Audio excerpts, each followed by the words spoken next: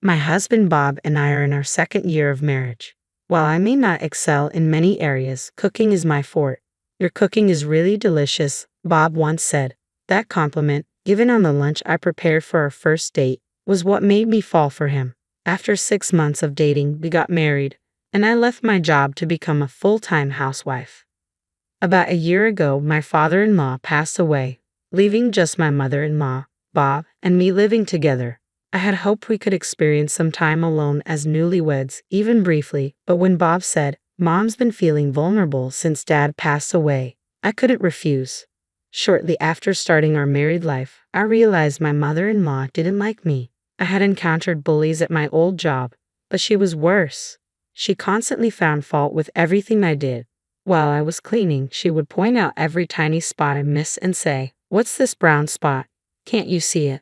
Once, she forced me to try to remove an unremovable stain from the floor, making me scrub it repeatedly. I wasn't allowed to stop until Bob came home from work. She would wake me up in the middle of the night and demand, "We're almost out of plastic wrap. Go and buy some now. Otherwise, I won't be able to sleep just thinking about it." Since the grocery store was closed, I had to run to the nearest convenience store. If I tried to wake Bob, she would explode in anger, saying, "How dare you wake your tired husband? House chores are the wife's job." To avoid her wrath, I had no choice but to obey. These midnight errands were physically exhausting, but having my belongings thrown away or hidden was even more mentally draining. "I don't know where your stuff is. Maybe you left it somewhere," she would say whenever I couldn't find my things. It's awful to blame others for your own mistakes. I can never forget how shocked I was when I found my favorite cardigan in the trash can a few days later. When I told Bob what happened, he just sighed heavily. "Well, you can just buy a new one," he said. I also tried in vain to persuade him to talk to her. Not knowing what else to do, I bought a safe with the money I'd saved before marrying Bob. I kept my belongings out of her sight, especially my valuables, which I stored in the safe. It's crazy to distrust your own family like you do. I'd like to see the face of the person who raised you. Her harsh tone intensified, and every time she opened her mouth, I had to brace myself for the inevitable verbal attack. She criticized every meal I cooked, saying, "Too bland," or "No taste at all." When I tried to make the dishes more flavorful, she complained they were too spicy. I began to doubt my cooking skills and couldn't help asking my husband for his opinion on the taste. "Mom has very strong food preferences. I think it's delicious," he said. Cooking, once a joy, became a chore. After a year of enduring my mother-in-law's bullying, I had an epiphany. Staying home all the time was the problem. Realizing this, I decided to start working part-time. I had quit my job to be a housewife as Bob requested when we got married, but if staying at home was this painful, I wouldn't have left it so easily. Despite a slight gap in my career, I was valued for my quick learning skills at my part-time job, and it simply felt good to be praised again. However, as I spent less time at home, my mother-in-law began to focus her harassment during breakfast and dinner times. She used to eat despite her complaints, but started leaving most of the food untouched, barely taking a bite before leaving the table. I lost count of the times she accidentally knocked over her soup bowl. When I swallowed my pride and asked her what was wrong with the meal, she'd laugh and say, "You think asking will solve everything, don't you? Why don't you try thinking for yourself?" I was left alone to clean up her leftovers at the dinner table. One day, my mother-in-law really crossed the line. While we were having dinner, she suddenly stood up, took her plate in her hand, and headed to the kitchen. As I looked up in surprise, our eyes met, and she smirked. "What?" By the time I realized what was happening, she had already thrown the meal I made into the trash can. "This is such an awful-looking meal. Even dog food would look better than this," she scoffed. I looked at Bob in disbelief, but he just ignored me and continued eating. I couldn't believe what I was seeing, so I rushed to the trash can. I opened its lid and stared at the ruined food. "This is terrible." I turned around to see Bob, but he wouldn't even look at me. She probably wasn't feeling well. He dismissed his mother's actions. How could she throw the food away right in front of the person who made it? I asked, growing more upset. Bob scratched his head in annoyance and said, "Look, I have work tomorrow. Unlike you with your part-time job, I'm a full-time employee working hard from morning to night. What's wrong with doing a part-time job? I work, cook at home, and then have my cooking thrown away by your mother." My voice broke with emotion, and he sighed deeply. "Lisa, you're becoming a nag. Mom's probably irritated by your nagging too." you know. And if it's that bad, then you shouldn't be cooking anymore. After saying that, Bob walked into his bedroom, leaving me staring at his back in disbelief. At that moment, I finally realized he didn't care about me at all. Something inside of me just snapped. The next day, I prepared breakfast as usual and let both Bob and my mother-in-law know it was ready. Bob sat down to eat, but my mother-in-law grabbed her plate and said, "Not even a dog would eat this in the morning," then threw her breakfast in the trash can. Without a word, I stood up and took away the breakfast I prepared for Bob. "What?" he said, looking bewildered.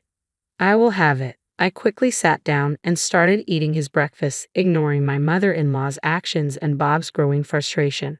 "Hey, why are you eating my breakfast? What are you doing?" they both exclaimed. I looked at them innocently and replied, "Well, since your mother said a dog wouldn't even eat this, you shouldn't be eating it either. I'll take responsibility for what I made and eat it myself." "No, I didn't say that. But you didn't deny what your mother said, did you?" Bob opened his mouth but seemed unable to find anything to say. "Lisa, stop talking nonsense and make Bob's breakfast," my mother-in-law snapped. I looked straight at her with a smile. "I'm very sorry that I have been serving you the sort of food that a dog wouldn't even eat. Don't worry, I won't cook for you ever again." I grabbed my knife and fork, finished eating breakfast, and stood up. Bob said, "Wait, Lisa, what about my breakfast?" "Eat whatever you like," I replied, then left the house quickly. I usually return home around 5 p.m., but that day I had a few errands to run after work, so by the time I got home it was already past 8 p.m. "Oh, you're very late. We've been waiting for you. Really, where on earth have you been?" Bob and my mother-in-law complained, looking very hungry. "Oh, haven't you two eaten yet? I already had my dinner." My mother-in-law's face turned red with surprise and anger.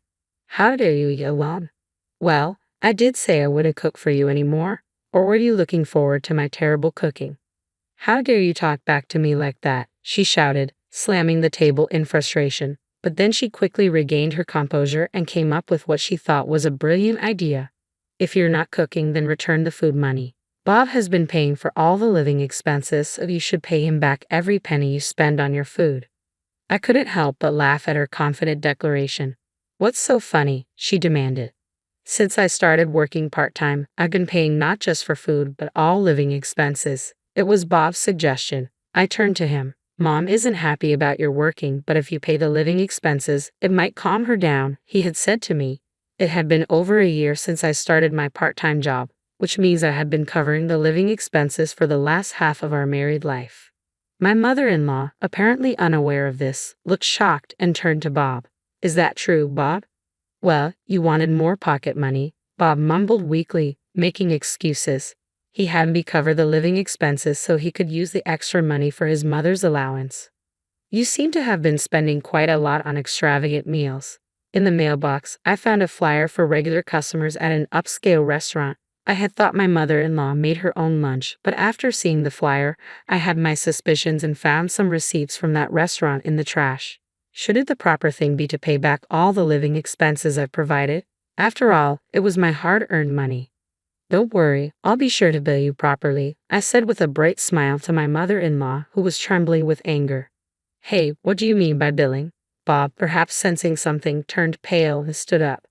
"I want a divorce, and of course, I'll make sure I ask for alimony."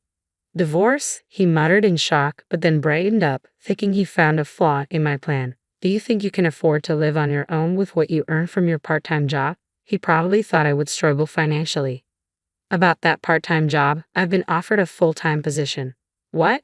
"I've also decided where I'll live." My actual plan was to commute from my parents' home for a while, I said, watching the realization dawn on him. "I'll get my lawyer to handle the proceedings from now on." With those words, I went to my bedroom and grabbed the luggage I had packed the night before. Bob, still in shock, stood frozen by the dining table. I ignored him and walked past. "Lisa, I'm sorry," he called out, making me stop and turn around. "Sorry for what? What do you mean?" I asked, exasperated. "It was hard to take sides between you and Mom." "I never said anything bad about your cooking, did I?" he replied. He doesn't understand anything at all. In the end, I truly realized I had been blind. It's not about taking sides. You chose to say nothing when the food was being thrown away and when I was being harassed by your mother over and over. Despite my pleas, you never helped me. Your playing the victim doesn't change the fact that you hurt me. I reproved him. Bob started crying bitterly. Seeing the gravity of his sorrow, I quickly glanced at the pathetic man and headed toward the front door. As I reached for the door, my mother-in-law called out to stop me. I never intended for things to get this bad. I was amazed at how oblivious she was to the severity of her actions. I've looked after you all this time, and it's disappointing that the last thing I hear from you is such an excuse-like response. From now on, you won't have to worry about being caught for spending a lot of money on delicious meals.